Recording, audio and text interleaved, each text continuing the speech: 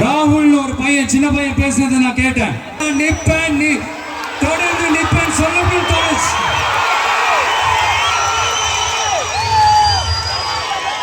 ஒவ்வொரு வீட்டுக்கும் ரொம்ப முக்கியமானவங்க அந்த வீட்டில் இருக்கிற பெரியவங்க தான்.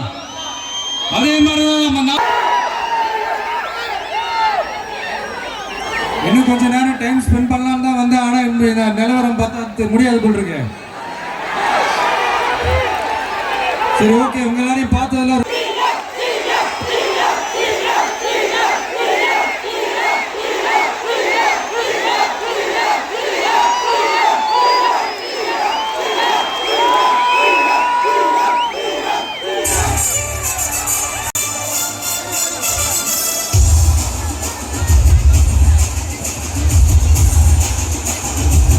ஹலோ ஹலோ கேக்குதா? விவசாயிகளின் கண்ணீரை தொடப்பேன் என்று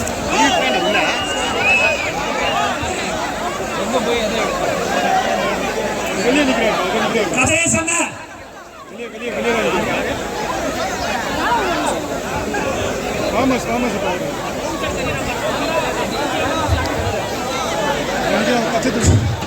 கதையை சொன்ன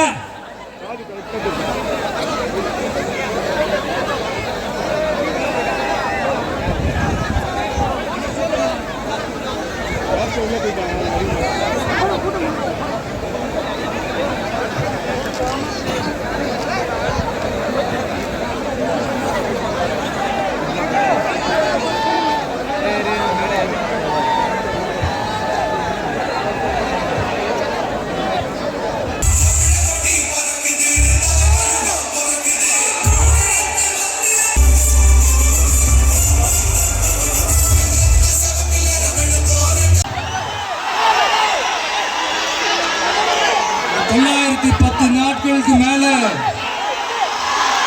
உங்க மண்ணுக்காக போராடிட்டு இருக்கீங்க.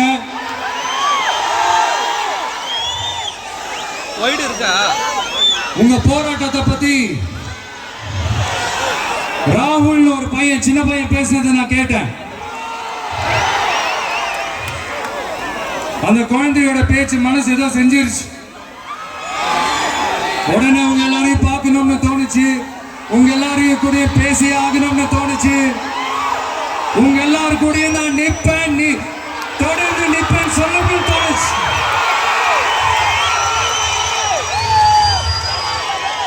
ஒவ்வொரு வீட்டுக்கும் ரொம்ப முக்கியமானவங்க அந்த வீட்டில் இருக்கிற பெரியவங்க தான்.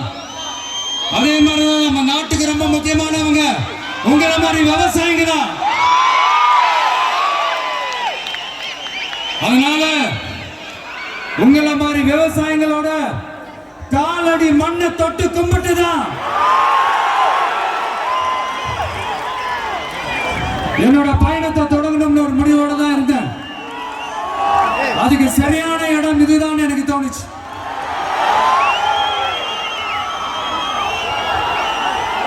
என்ன உங்க வீட்டில் இருக்கிற ஒரு மகனா என்னோட கள அரசியல் பயணம் உங்களோட ஆசீர்வாதத்தோட இங்கிருந்து தான் தொடங்குது. நம்மளுடைய முதல் மாநில மாநாட்டில் நம்ம கட்சியினுடைய கொள்கையை பத்தி நான் எடுத்து சொன்னேன். அதுல ஒண்ணுதான் இயற்கை வள பாதுகாப்பு. சூழலியல் மற்றும் காலநிலை நெருக்கடியை எதிர்கொள்ளக்கூடிய இயற்கைக்கு ஊறு விளைவிக்காத பகுதிசார் மாநில வளர்ச்சி பரவலாக்கம். இதான் நாம் அறிவிச்ச அந்த கொள்கை. இதை நான் இங்க சொல்றதுக்கு காரணம் ஓட்டு அரசியலுக்காக இல்ல.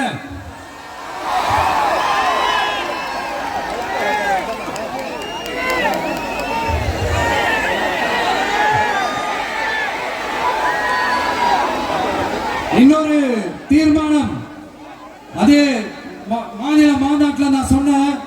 அது விவசாய நிலங்கள் பாதுகாப்பு கொள்கை தீர்மானம். அதுல காஞ்சிபுரம் மாவட்டம் பரந்தூரில்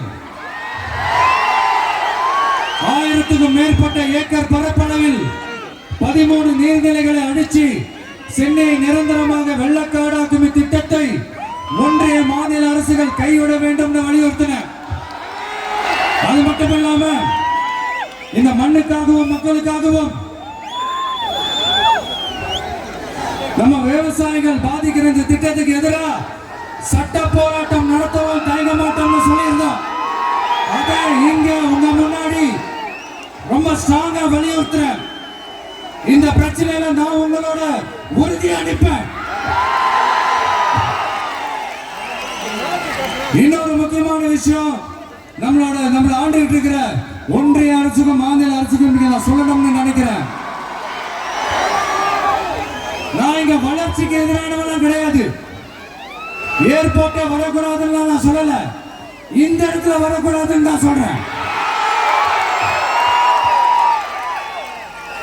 இல்ல நான் சொல்லலன்னு இவன் வளர்ச்சிக்கு எதிரானவன் அப்படி இப்படின்னு சொல்லி ஒரு கதையை கட்டி ஆரம்பிச்சிருவாங்க. நமக்கு அதை பத்தி எல்லாம் கவலை இல்லை மெய்ங்க.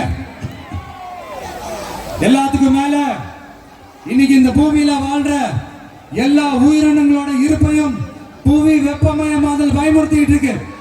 அதனுடைய ரிசல்ட் தான் ஒவ்வொரு வருஷமும் இந்த மழை காலத்துல வெள்ளத்துல சென்னை சிட்டி எப்படி தத்தளிச்சுக்கிட்டு இருக்கிறத நம்ம பாக்குறோம்.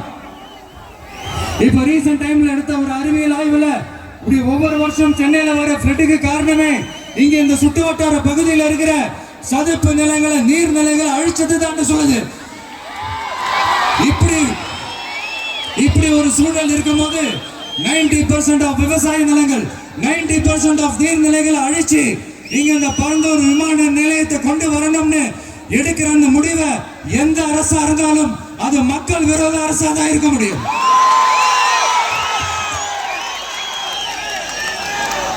இப்ப சமீபத்துல நம்ம அரிட்டாப்பட்டி பகுதியில அந்த டங்ஸ்டன் சுரங்கம் அமைக்கிறதை எதிர்த்து தமிழ்நாடு அரசு ஒரு தீர்மானம் ஒன்று கொண்டு வந்தாங்க. அதை நான் மனப்பூர்வமாக வரவேற்கிறேன். ஆனா அதே நிலைப்பாட்டை தானே இங்க நம்ம பரந்தூர் பிரச்சனையில எடுக்கணும்.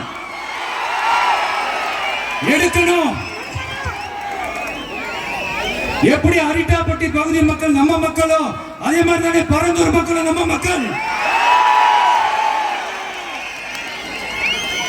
அப்படித்தானே ஒரு அரசாங்கம் யோசிக்கணும். ஆனா அப்படி செய்யலையே. ஏன் செய்யல? ஏன்னா இந்த விமான நிலையத்தையும் தாண்டி இந்த திட்டத்தில் அவங்களுக்கு ஏதோ ஒரு லாபம் இருக்குது.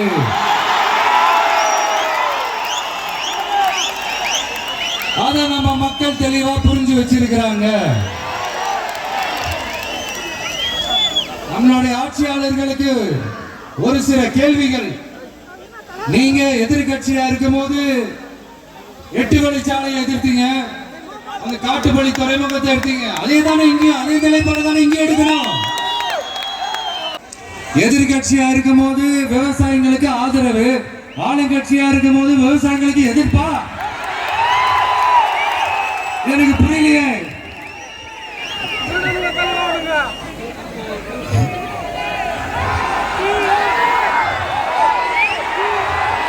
அதனால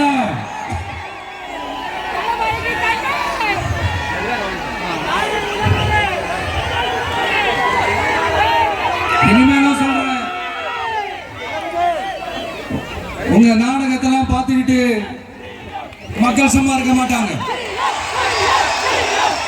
நீங்க உங்களோட வசதிக்காக அவங்களோட நிக்கிறதும் அவங்களோட நிக்காம இருக்கிறதும் நாடகம் ஆடுறதும் நாடகம் ஆடாம இருக்கிறதும் அது சரி. நம்புற மாதிரியே நாடகம் ஆடுறதுல தான் நீங்க கில்லாடிகளாச்சு. அதையே மீறி நம்ம விவசாயிங்க உங்க போராட்டத்துக்கு எதிராக போராடினாங்கன்னா பிரச்சனை தான். அதனால இனிமேல் உங்க நாடகத்தை பார்த்துக்கிட்டு மக்கள் சும்மா இருக்க மாட்டாங்க. உங்களோட இந்த விமான நிலையத்துக்காக நீங்க ஆய்வு செஞ்ச இடத்தை மறு ஆய்வு செய்யணும்னு ஒன்றிய அரசுக்கும் மாநில அரசுக்கும் நான் கேட்டுக்கிறேன். விவசாய நிலங்கள் இல்லாத இந்த பாதிப்புகள் குறைவா இருக்கிற இடங்களா பார்த்து உங்களுடைய விமான நிலையத்தை கொண்டு வாங்க. வளர்ச்சி தான் மக்களின் முன்னேற்றம். ஆனா அந்த வளர்ச்சின்ற பேர்ல நடக்கிற அழிவு மக்களை ரொம்பவே பாதிக்கும்.